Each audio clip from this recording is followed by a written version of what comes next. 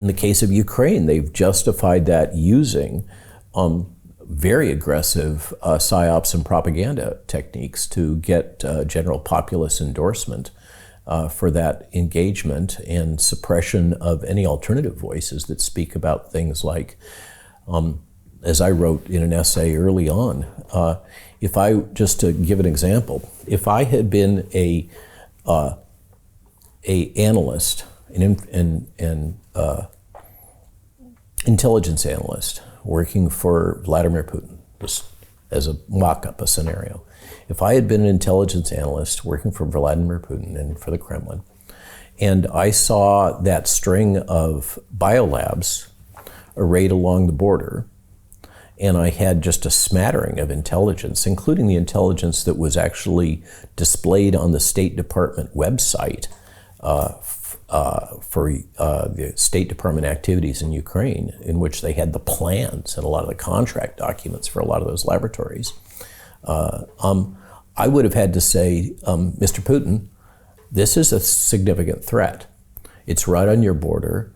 It's a bio threat. To flip it around, can you imagine if the Mexican government built a series of biolabs along the southern border of the United States? What would be the United States response? Or if there were a series of biolabs put in place in Cuba, there's another example. What would our response have been? Who would have been military? I mean, we would not tolerate that. There's no way. So this has been the Russians' assertion, whether or not it's being promoted in good faith, whether or not that's actually what their motivation was. There's no way for me to discern it. But if I was an analyst in that environment, I would be saying that this represents a significant biothreat and you better respond to it and you better neutralize it.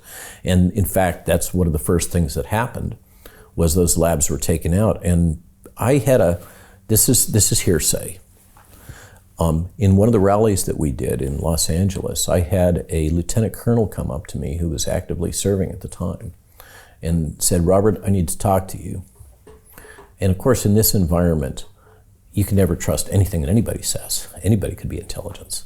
Anybody could be misleading you. But he came up to me and he said, "You need to know that most of those labs were taken out by our jets, the United States jets, not by the Russian jets."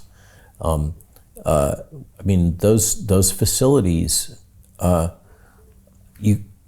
you were sitting on the Russian side of the fence, you couldn't interpret them anything other than being a threat, I don't think.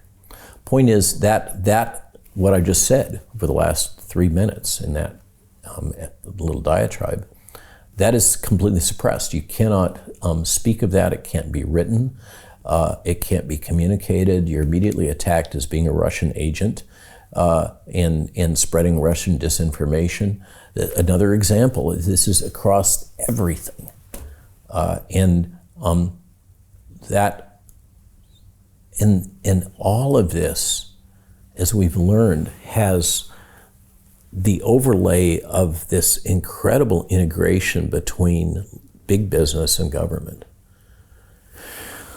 that I've repeatedly argued. I went way out on a limb months ago and used this disputed quote from Benito Mussolini that fascism should have really been called corporatism, and that it involves the public-private partnership. Whatever language you want to use, and I try really hard, rather than taking the distorted language that the press gives us, to go back to, for instance, political science literature and seek out what is the actual definition of totalitarianism, what is the definition of fascism. And the public-private partnership integration that we now see across the world, particularly the Western world, and most particularly in the United States, I don't know, it seems to meet the criteria for the definition of fascism. And what's fascinating, of course, is the term fascism has itself been distorted and weaponized as something that is a uniquely right-wing phenomena. But the Socialist Party in Germany was not a right-wing party.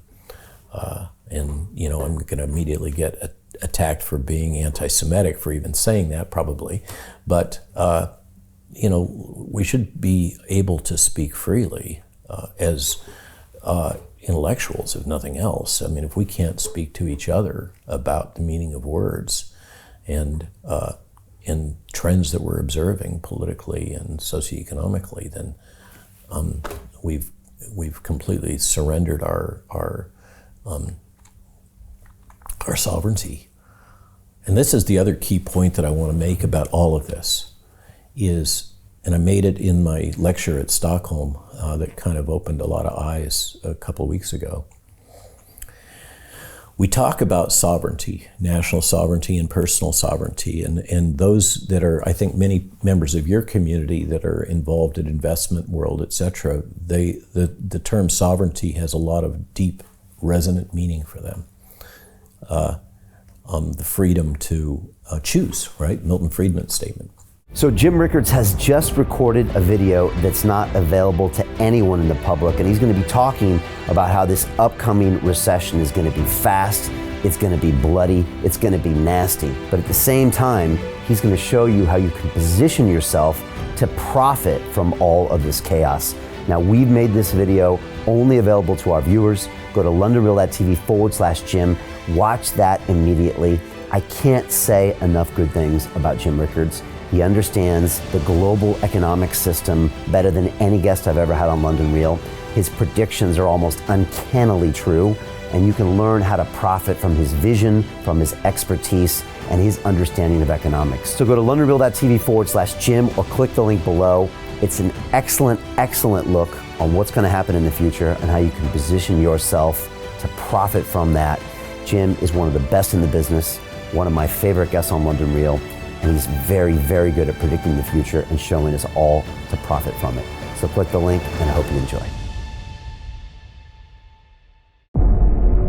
The greedy bankers are about to do it again.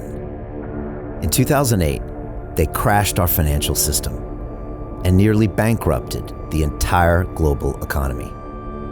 Then they received trillions of dollars in government bailouts. And after, they demanded fat bonuses paid for by you, the taxpayer. It turns out the banks haven't just been screwing the American taxpayers, they're also screwing over their investors. Turns out the banking industry is the worst place you could put your money, despite enormous taxpayer bailouts. Now the bankers are back to take away your financial freedom. They lie and tell you that cryptocurrency isn't safe. They try to make it illegal for you to choose how to invest your hard-earned money. They lie and say cryptocurrency is used by money launderers and criminals. But look at the record. It's the banks themselves that launder hundreds of billions of dollars every year to the biggest criminal operations in the world. Leaked documents have revealed how some UK banks have helped criminals, money launderers and Russians under sanctions. American authorities discovered that the Sinaloa cartel moved $881 million through HSBC accounts as bank officials turned a blind eye to the illegality. The bankers lie and say cryptocurrency is not a real investment. Meanwhile, the smartest CEOs in the world are buying billions and billions of it. The truth is that banks lie about cryptocurrency because it makes them scared. The banks take $9 trillion per year of your hard-earned money, and they are worried that they will finally be exposed. They're scared because crypto means they can no longer control your money, which means they can no longer control you. They are scared because you might actually understand your money and intelligently decide what to do with it. Now is the time for us to come together, fight back, and take control. It's time to educate ourselves, our families, and our communities. Because financial education means financial freedom. We know that cryptocurrencies will help us build the new decentralized financial system of the future. A banking system that is of the people, by the people, and for the people. A banking system where access to finance is a fundamental human right. a banking system that is free and fair and welcomes all humans on this earth. The DeFi revolution is happening.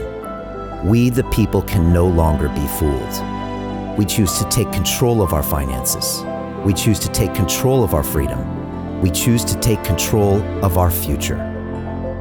Join us, and let's take back our financial freedom forever.